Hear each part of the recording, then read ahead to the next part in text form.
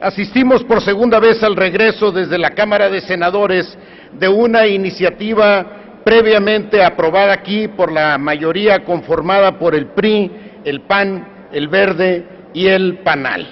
En la primera ocasión se trató de la reforma a la Ley Federal del Trabajo. Hoy se trata de la reforma a la Ley Orgánica de la Administración Pública Federal. En ambos casos, la colegisladora actuó con mayor atención a la responsabilidad que el legislativo tiene en la generación de las leyes. Acá, en cambio, se optó por la velocidad supersónica en la aprobación de ambas iniciativas. Creo firmemente que acciones recurrentes como estas explican en buena medida la reputación, lastimosa reputación política de esta Cámara. ¿Qué ocurrió también en el Senado? Que la mayoría priista tomó la tribuna. Veamos entonces que estas acciones no son cuestión de ideología, son una acción reactiva cuando una fuerza política, la que fuere, ve desde su perspectiva cerrados los caminos del procedimiento normativo, tal y como ha sucedido una y otra vez en esta Cámara. No puedo dejar de señalar que no basta, como pretenden algunos, con asumirse publicitariamente como reformadores. Es imprescindible actuar bajo esa convicción ética.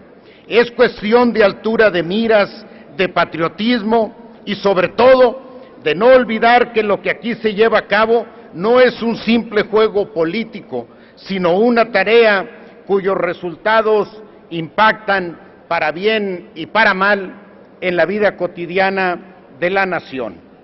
Nuestra propuesta concreta se basa en los siguientes argumentos. La Cámara de Diputados tiene entre sus más importantes responsabilidades representar a la ciudadanía. Gracias a ella se da voz al pueblo de México, es decir, a los 112 millones de mexicanos con los que cuenta el país.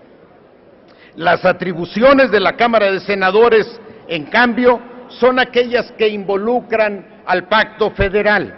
Con base en esa lógica, el Senado tiene entre sus facultades ratificar puestos de política exterior y a los ministros de la Suprema Corte de Justicia de la Nación.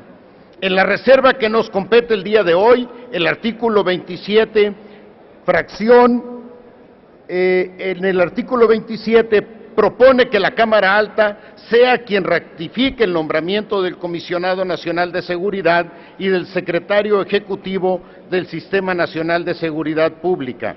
Dado que estos cargos representan temas de política interior, debido a que involucran directamente la seguridad del ciudadano, consideramos que la ratificación debe ser atribución de la Cámara de Diputados.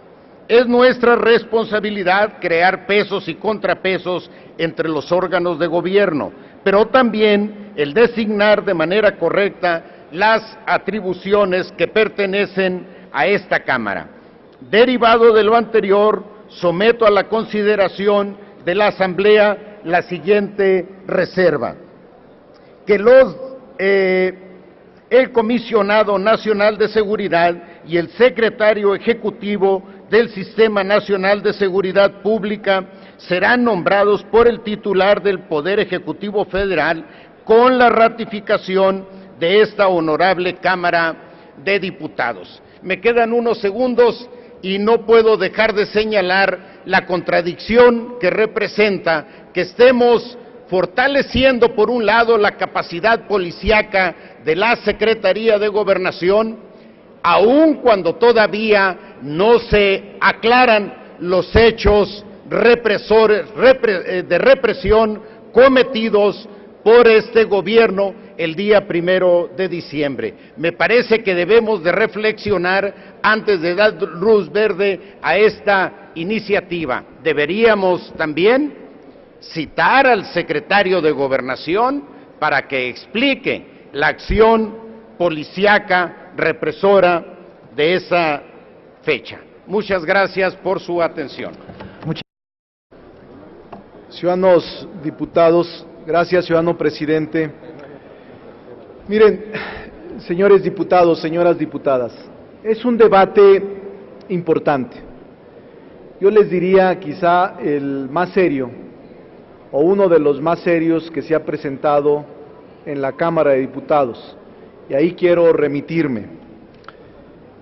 En efecto, nadie estaría en desacuerdo en la doble legitimidad de los funcionarios encargados de la seguridad pública. Sería deseable.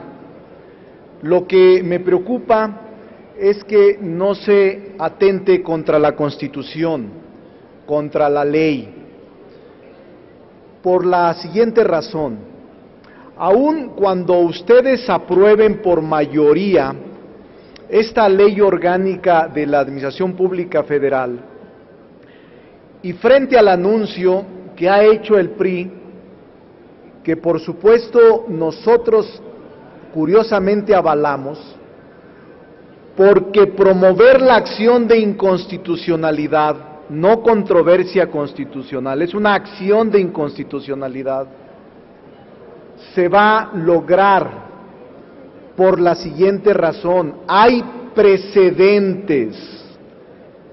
Aquí hay varios que fuimos senadores,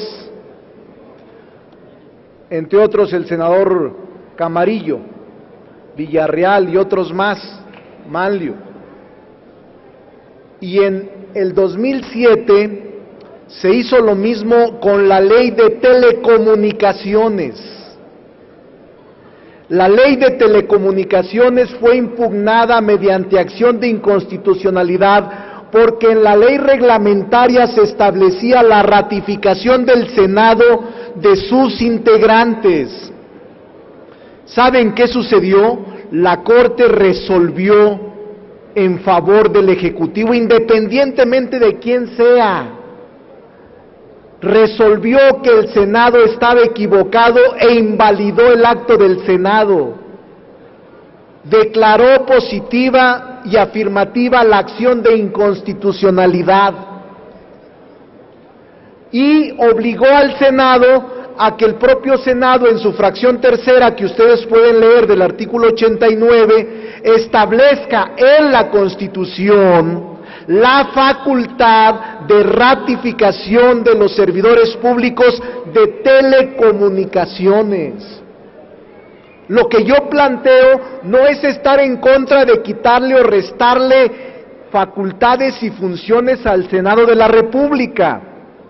Lo que yo planteo es que sea aseada jurídicamente, porque si a través de la ley que estamos modificando se establece la facultad de ratificación del Senado para funcionarios públicos en materia de seguridad pública, la acción de inconstitucionalidad va a prosperar, señores, va a prosperar. Y entonces tenemos que modificar la Constitución para establecer en el 89 la facultad del Senado para la ratificación de los servidores públicos en materia de seguridad pública. Yo les pregunto, ¿para qué esperarnos que la Corte nos enmiende la plana si en este momento podemos resolverlo? No es un asunto de mayorías, no es un asunto de que ahora estamos todos unidos, es un problema constitucional, de legalidad.